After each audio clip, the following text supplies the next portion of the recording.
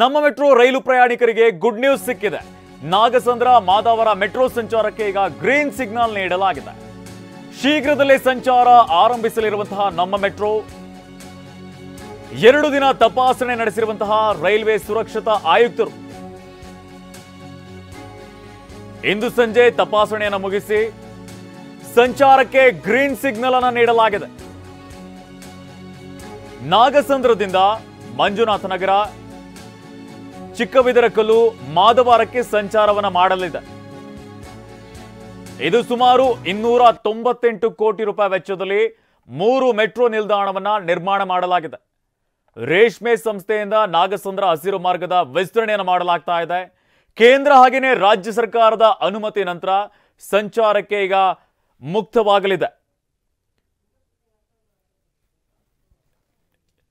ನಮ್ಮ ಮೆಟ್ರೋ ಒಂದು ರೀತಿಯಲ್ಲಿ ಬೆಂಗಳೂರಿನ ಜನರಿಗೆ ಒಂದು ರೀತಿಯಲ್ಲಿ ಓಡಾಡೋದಕ್ಕೆ ಅನುಕೂಲವಾಗ್ತಾ ಇರುವಂಥದ್ದು. ಯಾಕಂದ್ರೆ ಟ್ರಾಫಿಕ್ ದಟ್ಟಣೆಯಿಂದ ತಪ್ಪಿಸಿಕೊಳ್ಳೋದಕ್ಕೆ ಒಂದು ಕಡೆಯಿಂದ ಇನ್ನೊಂದು ಕಡೆಗೆ ಬೇಗನೆ ಹೋಗೋದಕ್ಕೆ ಈ ಒಂದು ನಮ್ಮ ಮೆಟ್ರೋ ಅನುಕೂಲವಾಗ್ತಾ ಇದೆ. ಹೀಗಾಗಿ ಈ ಒಂದು ಗ್ರೀನ್ ಲೇನ್ ಏನಿದೆ ಇದು ಮತ್ತಷ್ಟು ಸಹಾಯವಾಗಲಿದೆ.